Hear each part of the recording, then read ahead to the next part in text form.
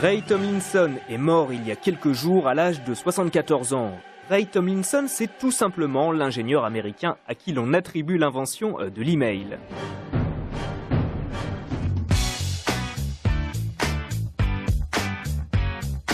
Oui, le plus bel hommage qu'on puisse lui faire, c'est de se réjouir de l'héritage qu'il nous a laissé. Le premier mail de l'histoire, ou courriel en bon français, c'était, d'après les souvenirs de Ray Tomlinson lui-même, la première ligne d'un clavier anglophone, QWERTY-WOP, un mail qu'il s'est envoyé à lui-même.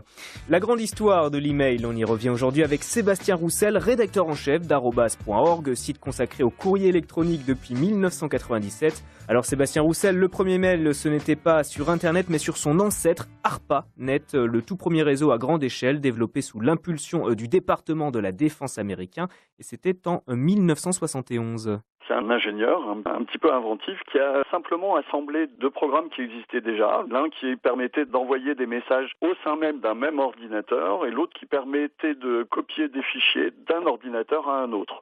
Il a combiné les deux logiciels pour faire un programme qui ressemble un petit peu à ce qu'on appelle aujourd'hui l'email. Alors on ne doit pas seulement l'email à Ray Tomlinson, mais également l'utilisation de la fameuse arrobase pour séparer les deux parties d'une adresse.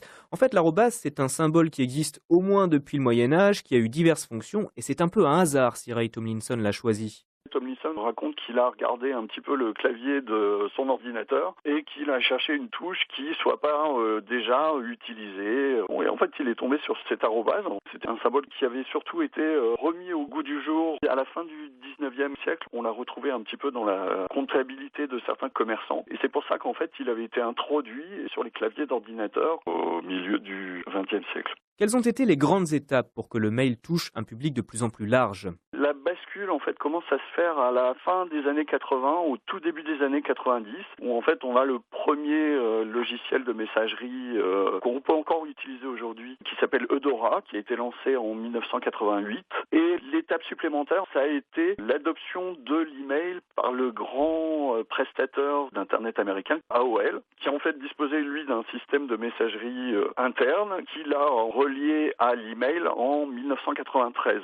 On peut dire que l'email grand public est né en 1993. Jusqu'alors, il était plutôt destiné aux communautés militaires et scientifiques. La possibilité d'ouvrir une adresse mail gratuitement, en fait, est née en 1996, la date de création de Hotmail. Hotmail a été racheté très rapidement par Microsoft, qui a tout de suite identifié la potentialité de tel service.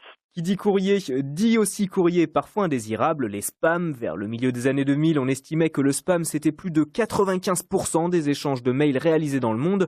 En fait, le premier spam, il a été envoyé très tôt, en 1978, par Gary Twerk. C'était le commercial d'une société informatique qui voulait faire connaître l'un de ses nouveaux produits aux ingénieurs du réseau ARPANET, c'est ça ? Il a pensé bien faire en annonçant le lancement d'un produit auprès de ses contacts et il a envoyé à, je crois que c'était à l'époque 300 et quelques personnes, un message qui était considéré comme étant un peu abusif. Le spam a été un petit peu le grand fléau des années 2000. Aujourd'hui, on est peut-être un petit peu en dessous de 70%, ça dépend des études. On peut considérer qu'en gros, le problème du spam a été résolu. Aujourd'hui, quand on utilise une adresse email pourvue d'un filtre anti-spam, on n'est plus autant agressé qu'on pouvait l'être pendant les années 2000. Aujourd'hui, le mail continue de trouver sa place face aux autres moyens de communication. Il a fait du mal à certains. On a parfois aussi prédit à tort sa disparition. Concrètement, comment on peut encore améliorer l'email ? Il y a des problématiques de sécurité, notamment en termes d'usurpation d'adresse email. Il y a une grosse problématique autour du mot de passe aussi, puisque les systèmes d'authentification par mot de passe ne sont pas aussi sécurisés qu'ils pourraient l'être. Donc il y a aujourd'hui des chercheurs, des sociétés qui sont en train de réfléchir aux différentes façons de se passer du mot de passe. Une des dernières évolutions, c'est qu'aujourd'hui, plus de 50% des messages sont consultés sur téléphone mobile. Le premier programme de messagerie utilisé, toutes plateformes confondues, en fait, c'est l'application mail de l'iPhone. Il y a une nouvelle problématique qui est arrivée, qui est celle de l'infobésité, qui est le fait pour certaines personnes, et notamment celles qui utilisent l'email à des fins professionnelles, de recevoir en fait chaque jour une centaine de messages et de ne plus savoir les gérer. Il y a notamment en entreprise des solutions aujourd'hui qui permettent d'apporter un petit peu d'intelligence dans les boîtes mail, de trier le courrier comme le faisaient les assistants ou les secrétaires. Un des dangers sera justement de surveiller tout ce qui va être fait et les droits d'accès à notre vie privée. Ça peut commencer à poser quelques problèmes. Merci Sébastien Roussel, rédacteur en chef, on le rappelle, du site spécialiste de l'email @org.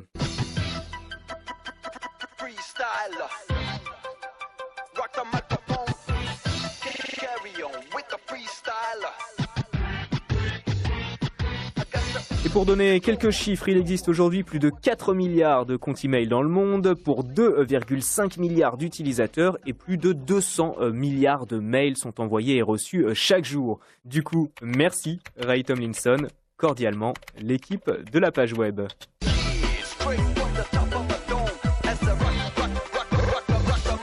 Allez, bon surf et à la semaine prochaine.